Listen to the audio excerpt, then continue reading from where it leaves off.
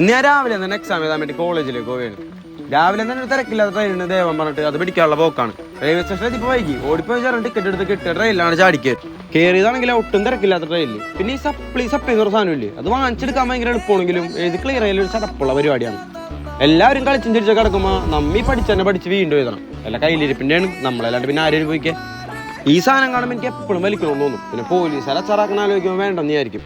അങ്ങനെ അവിടെ നിന്നൊരു ബസ്സും പിടിച്ച് നേരെ കോളേജിലേക്ക് എത്തി. കോളേജിലെത്താൻ വൈകുമെന്നാണ് വിചാരിച്ചത്. പക്ഷെ കറക്റ്റ് ടൈമിൽ എത്തിയിട്ടാ നേരെ കയറി എക്സാം എഴുതി. അങ്ങനെ എക്സാമും കഴിഞ്ഞ് പുറത്തിറങ്ങി നേരെ വീട്ടിലോട്ട് പോയി. വീട്ടിലെത്തി ഞാൻ അപ്പം തന്നെ നേരെ പറമ്പിലോട്ട് ഓടിയിട്ടാ. പറമ്പിലെ പിള്ളേർ ഇപ്പം പറമ്പിലെ കളിയൊക്കെ മതിയാക്കി ഗെയിം കളിയാണ്. വൈകുന്നേരം ബസ്സും വിളിച്ചുറങ്ങി 3-4 കൊല്ലമായിട്ട് കാണാണ്ട് ഒരു കൂട്ടുകാരനെ കളഞ്ഞിട്ടുണ്ടെന്ന്. അവനെ കാണാനുള്ള പോക്കാണ്. പോണ വഴിക്കൊരു മഴയും കിട്ടി. ഇവനാണ് മോയിസ്. എൻ്റെ ഒപ്പം +2 വരെയും പഠിച്ചാണ്. 3 കൊല്ലമായിട്ടായിട്ട് ഞങ്ങമ്മി കണ്ടിട്ട് എല്ലി പഠിക്കാൻ പോയെന്നൊക്കെയാണ് നാട്ടിൽ പറഞ്ഞാക്കണേ. അവിടെ എന്നുള്ള പരിപാടി ദൈവത്തിനറിയാം.